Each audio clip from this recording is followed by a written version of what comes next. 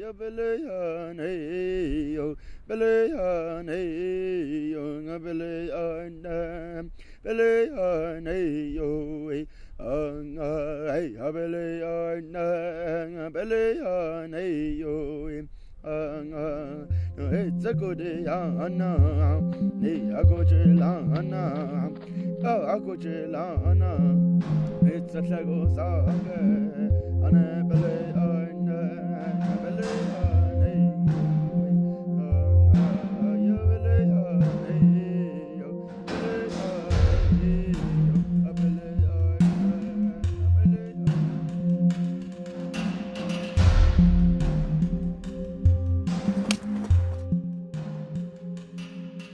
Not in the mountains where most of us used to live, but we're down in the valley where it's all dry. That's because the white people didn't want that land, so they put us here.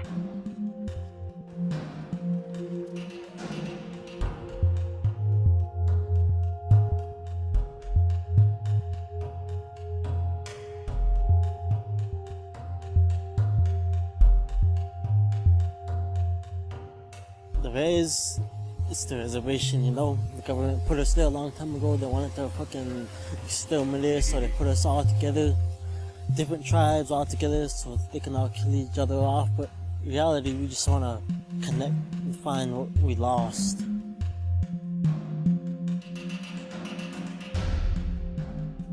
We don't have much control over ourselves down here.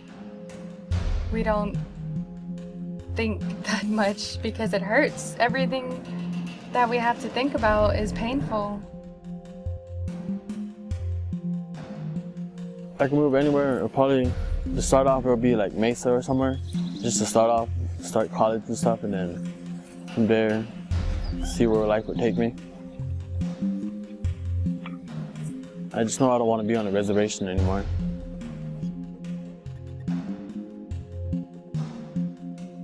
These are my clans. Right here I got, from my dad's side, it says Zitlaketsala, meaning mountain behind another.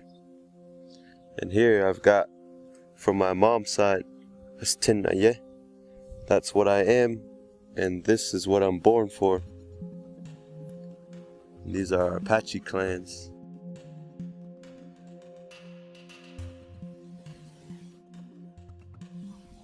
It's the end of everything.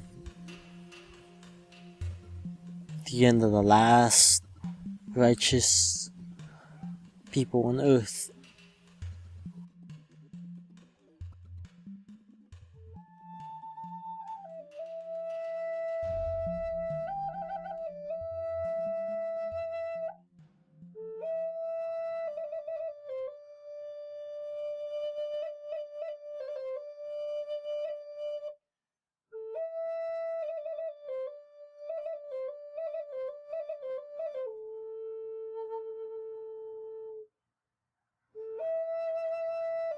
I know a girl who runs against the wind.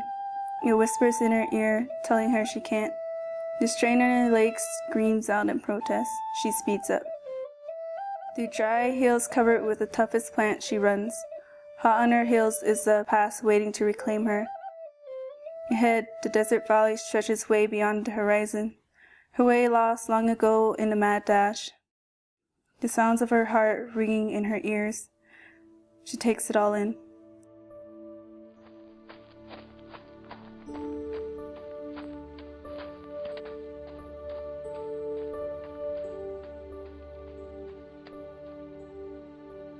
I basically grew up here my whole life, growing up in an environment with only a single parent.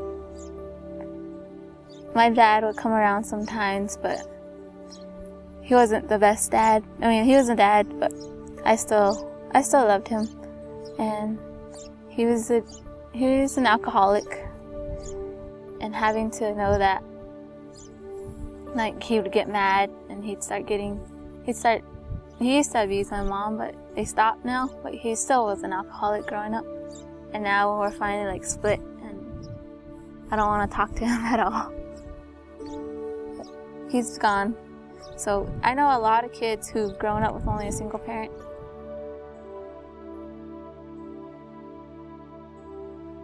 We could have been like Spartans and ninjas combined. But since we aren't, or we are like me, just a drunk. So I saw firsthand the drugs and the alcohol. It never really dawned on me exactly what it was though, until I started to get older. I started to not want to be home much. I would roam around San Carlos. I started realizing that almost everybody that I came in contact with, their life was almost the same as mine. My dad's drunk. My mom supports like a whole 3 different families inside of her house because my sisters got like, I don't know, pregnant at a young age, so they had to like live off my mom. And I don't know, it's sad, man. Like, yeah, it's just. I started to do the same as them. Not exactly, I wasn't that bad. I just found myself walking down that wrong path. After my cousin David passed away, I was young and he would always take me, like every day almost, down to this basketball court at the Lutheran school that is down the road from my house. We would play there almost every day and it was just great.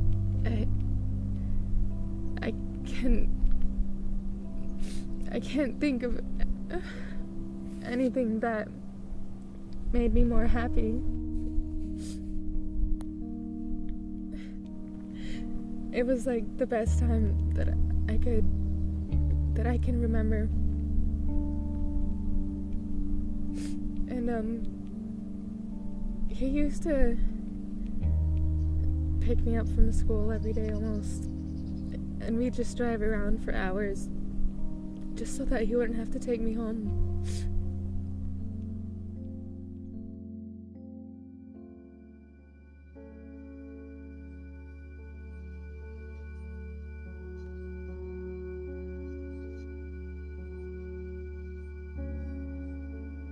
This whole place right here, it sends me back many years ago to Stubbornness. That's what my great-great-grandpa was. That massacre you saw over there, that place, he survived that. He was only 8 years old when he survived that. His mom, his sisters, his brother, and they were all killed in that. His sisters were raped, his mother was raped, and they were all scalped afterwards. He was the only one to survive. Him and all the children were told to run, just to run as far as you can, just run. Told to run, because that's all Apache kids were taught to do, just run.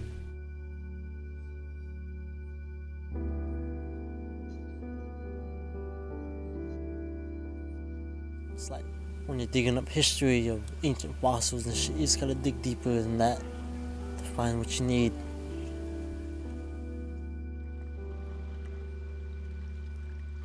You just gotta keep connecting with that past.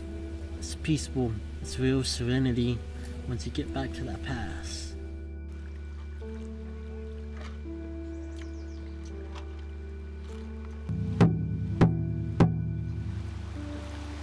At least we can fucking find that. At least we can find that. Find that righteous being deep, deep, deep, deep, deep in us.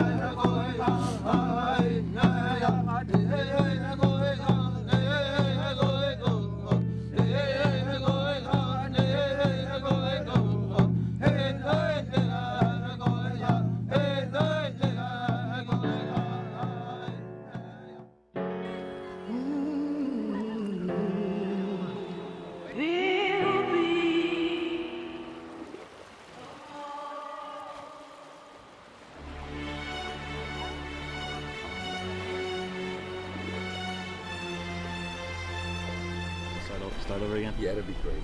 Okay. Well, my name's Caleb Bush, and I came here when I was 4 years old. And it didn't really feel like the same. Like, it was really quiet. There was like really nothing around. I didn't like it at first. I was like, man, how am I gonna live out here?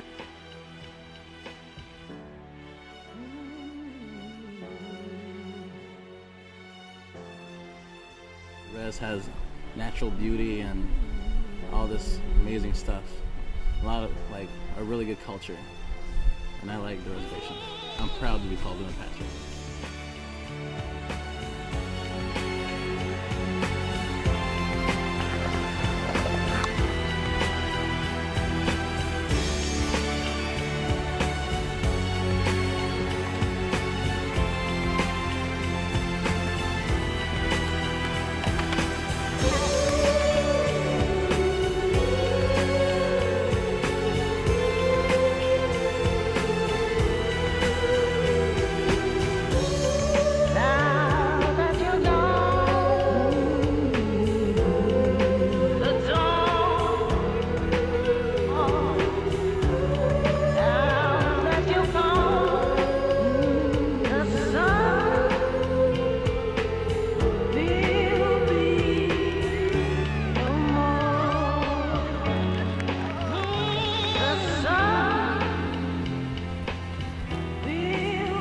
Dusty. You know, being here on the reservation, a lot of it just family time, being with family. That's how close we are, watching out for each other, doing things with each other. The only joy I have are my kids. That's it. That's all I think about. You know, it's all I do things for my kids.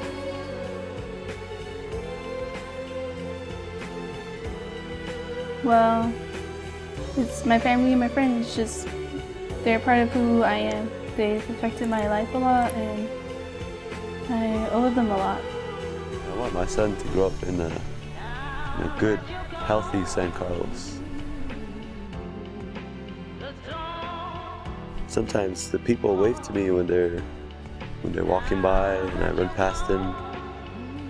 You know, when I'm running on the side of the road, some people honk at me, and it makes me feel good, you know, because these people know that I'm running. And the community knows that I'm running, and it kind of gives me a motivation to keep going.